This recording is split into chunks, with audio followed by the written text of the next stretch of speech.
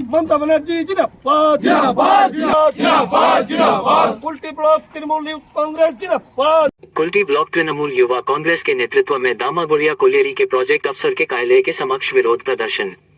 Kulti block Trinamool Congress युवा दो town के अध्यक्ष अमित यादव लालू के नेतृत्व में बुधवार की शाम को बीसीसीएल की बोडरा खदान में हुई दुर्घटना विरोध में दामागुड़िया कोलियरी के प्रोजेक्ट अफसर के कार्यालय के समक्ष विरोध प्रदर्शन किया गया। कुल्टी थाना अंतर्गत बीसीसीएल एरिया 12 के दामागुड़िया के अधीन बोडरा खदान में हुई घटना को लेकर अमित यादव लालू ने पूरी तरह प्रबंधन को दोषी ठहराया।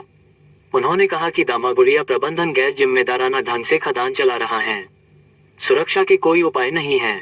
उन्होंने कहा कि मौजूदा समय में खदान की सुरक्षा को लेकर भारी भरकम सीआईएसएफ का सुरक्षा दल है। केंद्रीय सरकार सुरक्षा को लेकर उन्हें वेतन भी देती है और आंतरिक सुरक्षा गार्ड भी है। उसके बावजूद कोयला चोरी होना आश्चर्य में डालता है। उन्होंने बोडरा में मारे गए लोगों के परिजन को मुआवजा और स्थानीय युवकों आउटसोर्सिंग कंपनीज में प्राथमिकता के आधार पर रोजगार दिया।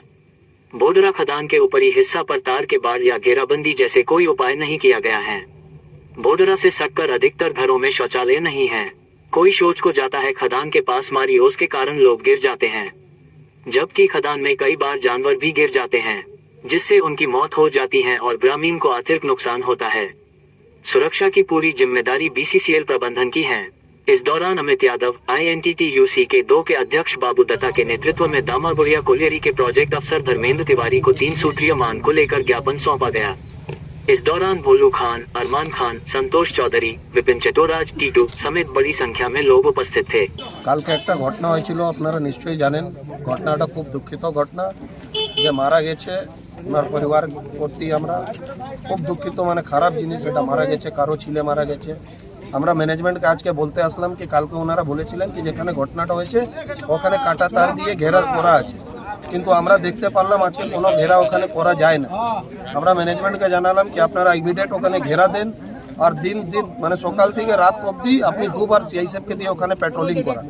আপনার বারবার এখানে দেখছি আমরা ওখানে লোক মারা যাচ্ছে, এটা বন্ধ হোক, নাহলে একটা বৃহত্তম প্রতিবাদ হবে ওখানে।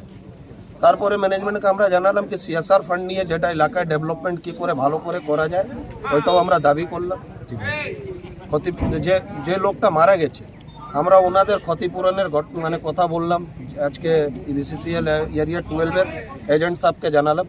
তো উনি বললেন কি আমাদের আইনেতে কিছু ক্ষতিপূরণের দাবি নাই, জায়গা নাই দেওয়ার, কিন্তু আমরা পুরো দাবি করলাম কি যে লোকটা মারা গেছে কিছু তো ওদের সহায়তা করতে হবে, ওদের তো ক্ষতিপূরণ কিছু তো দিতে হবে। উনি বললেন ঠিক আছে আমরা দেখছি, আমরা একটা টাইম দিয়েছি, যদি উনি করেন তো ঠিক আছে, আবার আমরা দেখা করব, স্যারকে জানাবো কি যদি গরিব মানুষ কিছুই পান।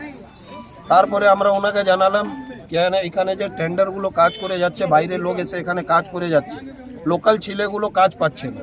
লোকাল ছেলে থেকে যেখানে কাল কারখানা কিছু আছে, কোলেরি বেল্ট আছে, ওখানে লোকাল ছেলেগুলোকে কাজ দিতে হবে।